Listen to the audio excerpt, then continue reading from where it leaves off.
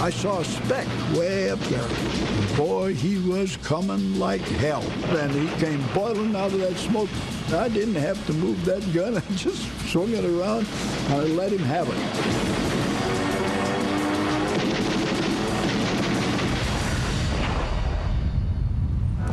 Kaneohe Naval Air Station is gutted. You could tell that there had been a catastrophic event taking place there. There were burnt airplanes all around. Maybe a propeller sticking up, or the tail, or one of the wingtips. And I said, well, you look what those SBs did to us. I know some of them cried. Some of them were angry. Some of them just couldn't understand. And none of us really understood why we were hit at that time. Over to the west at Pearl Harbor, aircraft from the second wave of nearly 170 Japanese attackers are about to hit the base. This time, there's a welcoming party. I went back to the Armory, and they gave me an old Springfield rifle. That had never been shot since World War I. Here's that old Springfield rifle. But I could shoot. I knew how to shoot. I was an old farm boy. They slapped a .45 on me, and I had bandolier of ammunition across me. Man, I tell you, I looked like a bandito. I could scare a Japanese away, if nothing else.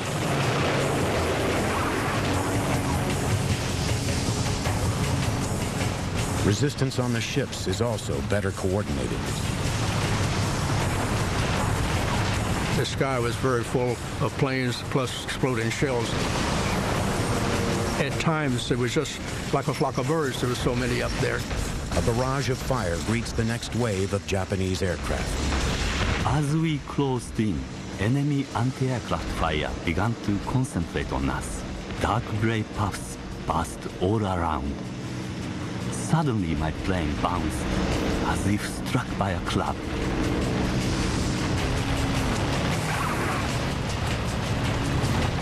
Having devastated Battleship Row, Japanese dive bombers now set their sights on the warships moored in the dockyards at 1010 Pier to the south. There were 3 airplanes coming down and dive bombers. And these 3 planes dropped their bombs, and I saw them coming, and I started screaming at Stratton. I said, they're gonna get us, they're gonna get us this time. The Cassin and Downs are bombed. There had been a tremendous explosion, and this bomb had come down and hit between where we were and where the gun was, and it went all the way through the ship and didn't explode till it hit the floor of the dry dock. Nearby, it's even worse as bombs hit the Shaw. The magazine explodes and the bow is blown clean away. While the Shaw burns, another warship, the Nevada, makes a break for open water. As we moved down the channel, the second wave of planes came over, and we were hit by 5 to 7 bombs and many, many near misses. The explosions, we could feel them, and we just were holding our breath, hoping that all went well up there. The bombs hit the forward and midsection of the ship. If the crippled Nevada sinks, it will block the escape route to the sea. The warships will be sitting ducks inside Pearl Harbor. So as we moved down the channel, we nosed up on the beach at Hospital Point. The Nevada has escaped the inferno of Battleship Row. By beaching on Hospital Point, she has kept the vital channel clear.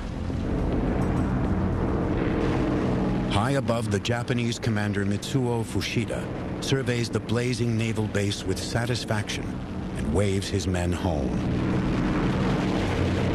Pearl Harbor and the air bases had been pretty well wrecked by the fierce strafings and bombings. The imposing naval array of an hour before was gone. Back on the ships of the task force, the Japanese prepare to launch the third attack that will finally annihilate the U.S. Navy and seal a stunning victory.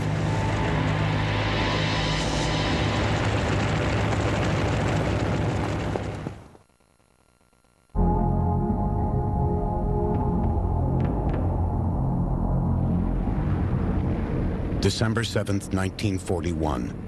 Back on their aircraft carriers, the Japanese count the cost of the Pearl Harbor operation.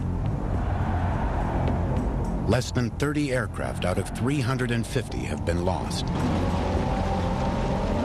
It is an astonishing success. But Japanese officers debate the final assault that will annihilate any remaining targets. Senior commanders worry that the Japanese fleet may be spotted by American aircraft carriers. If they're not in Pearl Harbor, where are they? Are they lurking not far away from us, and can they inflict great harm on us? Let's get out of here before we test fate, and let's turn back. The Japanese fleet turns for home. There will be no third attack.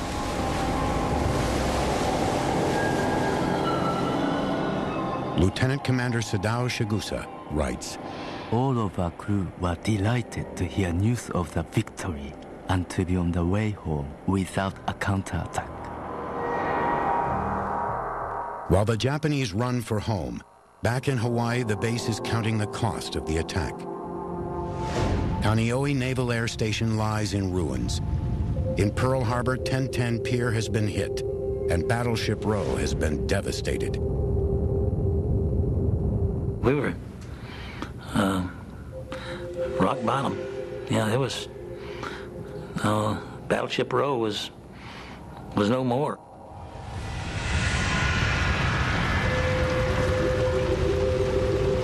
But Battleship Row was just an inferno. Smoke was, 200 or 300 feet high. Some of the ships you could tell were sinking. It broke our heart. I assure you, it broke our heart because it was our entire fleet in the Pacific that was basically ruined. Men, too, are shattered by the attack. Frantic rescue work begins. People went in the water. You had small craft picking up people out of the burning water and giving them what aid they could.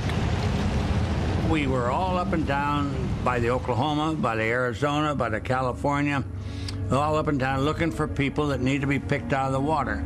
I helped one man out of the water. His skin was hanging off his arms, and he was covered with oil. And he said, "Don't touch me." But we had to touch him to bring him aboard. And on the Oklahoma, the second battle of the day is beginning. Inside the upturned warship, life is ebbing away for Jim Bounds and his shipmates. We took turns beating on the bulkhead, and we could hear workmen coming and going, and we got to the point where you could hear each other breathing. You didn't want to talk anymore than you had to because that air was getting low. So it sort of made you drowsy. It's like being in a big, black, damp, dark hole. I guess like somebody in a coffin. Cold, dark, damp, and you couldn't see nothing and you couldn't get out. The chances of survival ebb away with every breath. It is a race against time to save the stranded sailors. You see these men with acetylene torches up on Oklahoma, burning every day, 24 hours a day, trying to burn holes and getting people out. After 36 hours, the men are finally freed. You could breathe again.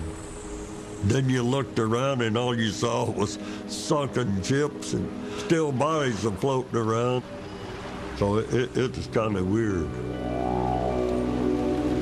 Reality settles in as the casualty count begins to rise. More than 20 warships have been sunk or heavily damaged. And over 150 aircraft have been destroyed. More than 2,400 Americans have lost their lives, almost half of them on the Arizona alone. The worst to me was the next day. I went on a burial working party, and my brother and I had the job of picking them up